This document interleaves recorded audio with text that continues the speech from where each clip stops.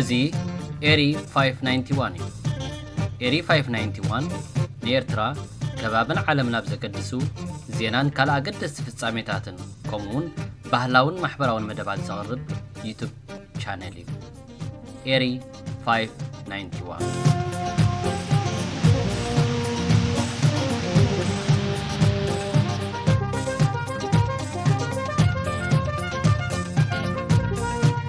ሰላም ክቡራት ተኸታተልቲ ኤሪ 591 ቀፂሉ ንሎሚ ዝተዳለወ ዜና ክቐርብ እዩ። ንክትታልኩም ብክብሪ ንዕድም።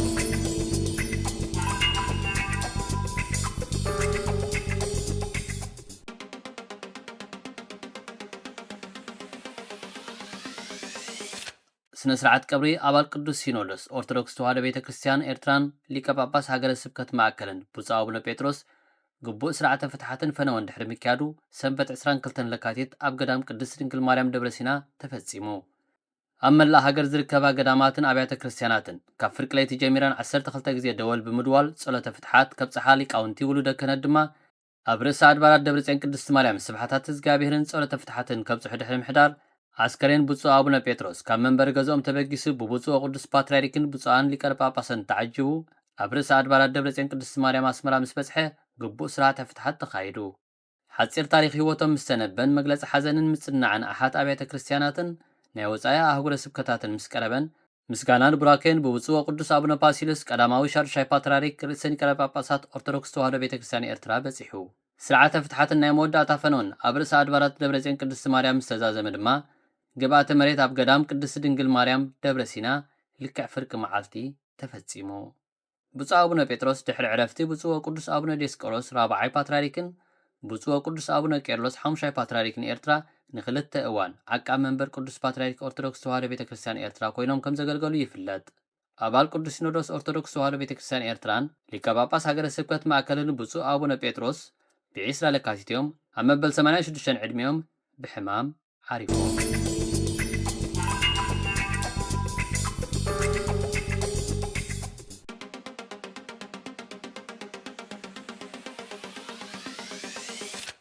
ባንክ ልምዓት ኣፍሪካ ኣብ 3 ከተማታት ኤርትራ ቀረብ ኤሌክትሪክ ንምስፋሕ ናይ 58 ሚልዮን ዶላር ወፍሪ ከካይድ ምዃኑ ኣፍሊጡ።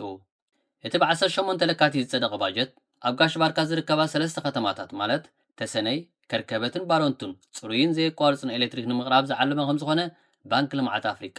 ኣፍሊጡ። ካብቲ 58 ሚልዮን ዶላር እቲ 37.31 ሚልዮን ዶላር ብቐጥታ ካብ ባንክ ልምዓት ኣፍሪካ ዝወሃብ ኮይኑ እቲ ዝተረፈ 20.73 ከዓ ካብ ካልእ ባንክታት ብሓገዝ ዝርከብ ክኸውን እዩ። ባንኪ ልምዓት ኣፍሪካ ኣብ መወዳእታ ዓመት 2025 ኣብ ምላእ ኤርትራ መሰረተ ልምዓት ንምሕያል ቁጠባዊ ዕድላት ንምስፋሕን ርጉእ ኩነታትን ምፍጣርን ዘኽእል ግዜያዊ ስትራቴጂካዊ ውጥን 2025-2027 ከም ዝሓንፀፀ ምግላጹ ዝዝከር እዩ።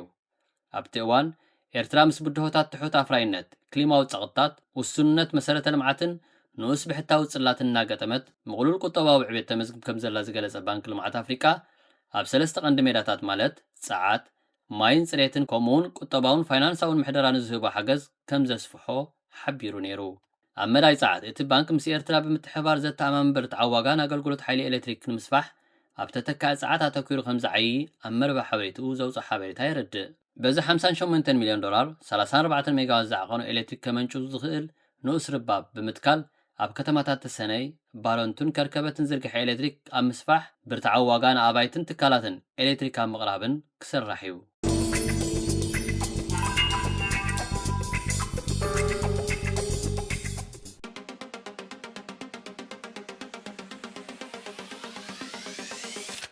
ሶማሊላንድ ኣሜሪካ ኣብ ውሽጢ ሶማሊላንድ ዕደና ክቡር ማዕድናት ክትገብርን እንተደልያውን ወተሃደራዊ ማዓስከር ክተቕውም ኣፍ ደገ ኣኽፉት ምዃኑ ገሊጻ። እታ ካብ ሶማልያ ተፈልያ ናጽነታ ዝኣወጀትን ካብ ሙሉእ ዓለም ብእስራኤል ጥራይ ወግዓዊ ኣፍልጦ ዝረኸበትን ሶማሊላንድ ተፈላጥነት ንምርካብ ኣብ ትገብሮ ዘላ ጻዕሪ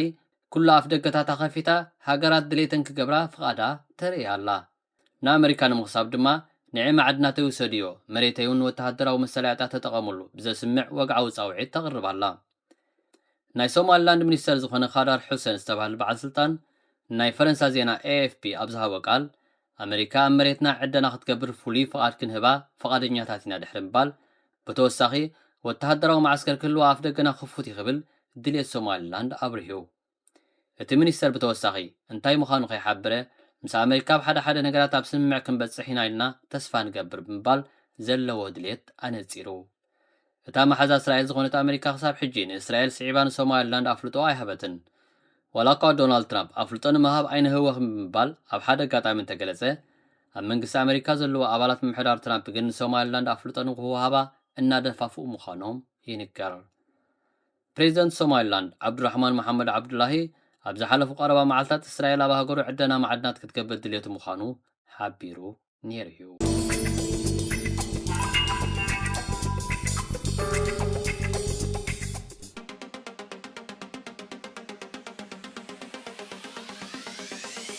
ዙር ሩዋንዳ 2026 ሎሚ ሰንበት 22 ለካቲት ጀሚሩ እቲ ሎሚ ንመበል 18 ግዜ ዝካየድ ዘሎ ዙር ሩዋንዳ ሎሚ ናይ 173.6 ኪሎ ሜትር ዝርሕቐት ውድድር ሰሪዑ ነይሩ ኣብዛ ቀዳመይቲ መድረኽ ብጠቕላላ 13 ኤርትራውያን ተቐዳደምቲዮም ኣብ ሕንጻጽ መወዳደሪ ተረኺቦም መርሃዊ ቅዱስ ሄኖክ ሙሉ ብርሃን ናታን መድሃኔ ያፌት ሙልጌታ ናሆም ዘርአይን ንሃገራዊት ጋንታ ኤርትራ ዝወከሉ ክኾኑ እንከለዉ መትከል ኢዮብ ናትናኤል ብርሃነ ዓወት ኣማን መዋዕሊ ግርማይን ምስ ጋንታ ኢስታንቡል ዩኤል ሃብታብ ኤቨን የማንን ምስ ጋንታ ባይከኤድ ዳዊት ተወልደ ብርሃንን ጎይቶኦም መሓርን ድማ ምስ ሩዋንዳዊት ጋንታ ሜይስታስ ብምዃኖም ናብ ጸወታ ኣትዮም እዚ 18 ጋንታታትን 84 ተጻወትን ዝተሳተፍዎ ናይ ሎም መዓልቲ መኽፈቲ መድረኽ ጎላጉል ዝዓብለሎ ብምንባሩ ብዓባይ ጉጅለ ቅጽበታዊ ውድድር ክውዳእ ትጽቢት ተገይሩ ነይሩ ከምቲ ትጽቢት ዝተገብረሉ ድማ ነቶም ዘዘሃደሙ ክትውሕጦም ዝወዓለት ዓባይ ጉጅለ ኣብ መወዳእታ ነቶም ካብ 5 ናብ 2 ዝተረፉ ተወዳደርቲ ናይ መወዳእታ ሕንጻጽ ክረግጹ ትሕቲ 1 ኪሎ ሜትር ምስ ተረፎም ኣርከበቶም ቅጽበታዊ ውድድር ድማ ብዓባይ ጉጅለ ተገብረ ኣባል እስራኤላዊት ጋንታ ኤንኤስኤን ኢታማር ኢንሆርን ቀዳማይ ብምዃን ክዕወተሉ እንከሎ ኤርትራውያን ኣባል ጋንታ ኢስታንቡል መዋዕሊ ግርማይ ሳልሳይ ደረጃ ክወጽእ እንከሎ ኣባል ሃገራዊት ጋንታ ኤርትራ ሄኖክ ሙሉ ብርሃን ድማ 5ይ ደረጃ ብምሓዝ ውድድሮም ዛዚሞም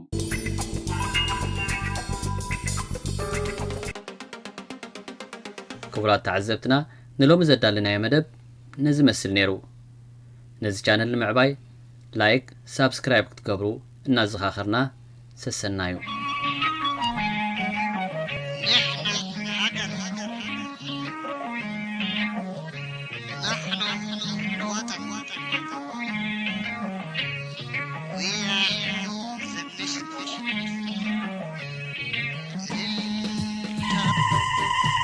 እዚ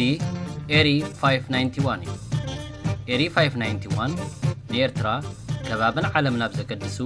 ዜናን ካልእ ኣገደስቲ ፍጻሜታትን ከምኡውን ባህላውን ማሕበራውን መደባት ዘቕርብ ዩቱብ ቻነል እዩ ኤሪ 591